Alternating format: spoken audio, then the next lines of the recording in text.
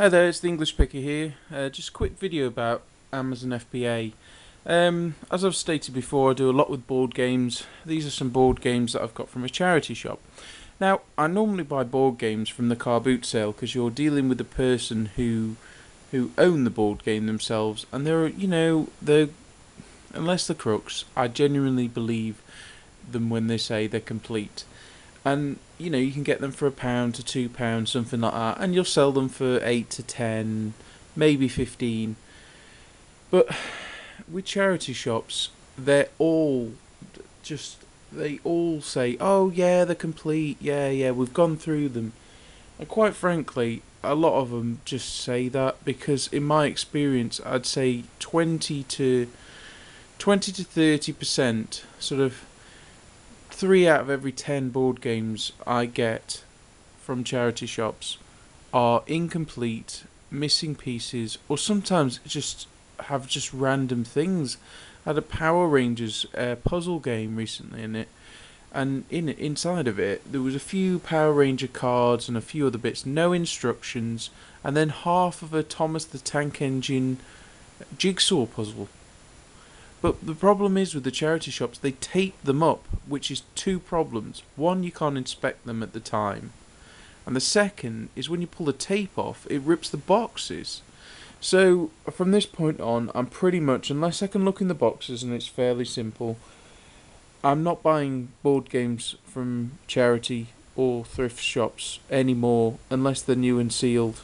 And even then you've got to be careful because some charity shops reseal them. Some of the big heavy hitters like Cancer Research and Salvation Army reseal their boxes, so you've got to be careful with that.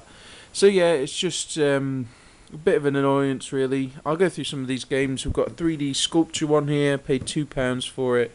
Amazon FBA, or just Amazon, it sells for 10 to 15. Battle of the Sexes, I've got the newer version and the Brit quiz version here.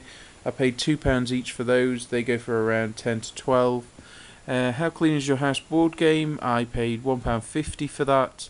That actually goes for about £18. Got this one here called Kensington from the 70s from the Science Museum. Goes for around 10. I paid £1.50 for that. We've got this one called Atmosphere Kulfu DVD board game. Luckily all the bits are in that. That's about a £20 game because it's in light new condition. Got this one here, I can't even say it. I paid £2 for that as well as that one. And that goes for around 20 because it's quite a rare game. And then I've got Kaplunk, which I paid £1 for. It's a bit beat up, but that's £8 to £10. So board games are good. They are good. I'm not going to lie to you. They are a good money maker. When you post them out, you've got to have a pretty big box because they take up a lot of room but don't weigh much, so you've got to have a pretty huge box when you post them out. But that's fine. Moving boxes are always good like that.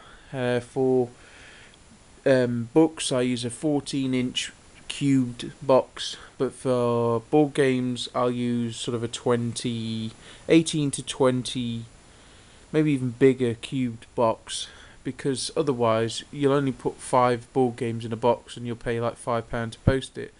So you've really got to get,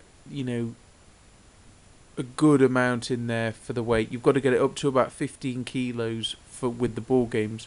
Or what I'll do is I'll slip a board game in with some books in a 14 by 14 box. But these ones are often bigger than 14-inch long. They're a foot and a half long, something like that. But yeah, just my little grumble of the day. I'm sure they're trying to do the right thing, and in the grand scheme of things, the average punter who buys a board game, if it's missing a couple of pieces, to them it doesn't really matter. But with a puzzle or stuff like that, it does matter, because it won't work. It's just quite simply won't work. And it'll cost me negative feedback, and I've got to take the time to go. That's the other factor. I've got to take the time. Like, it's taken me half of the day to go through 10 board games just to check the components, count the cards, make sure it's all there. It's too risky for a £5 profit to risk a negative or neutral feedback because of that. So, brand new sealed is great, but you never see them. So I'm on the fence about board games. But if I can get them at the car boot, nice and cheap, 50p. If it's not complete, at the end of the day, it doesn't really matter. Or I'll use it for pieces and parts. Anyway, thanks for watching, everyone. That's my little rant about Amazon FBA and, well, not about Amazon FBA, but rant about charity shops and how crap they can be. So thanks for watching. Please rate, comment, subscribe, and I'll see you all soon.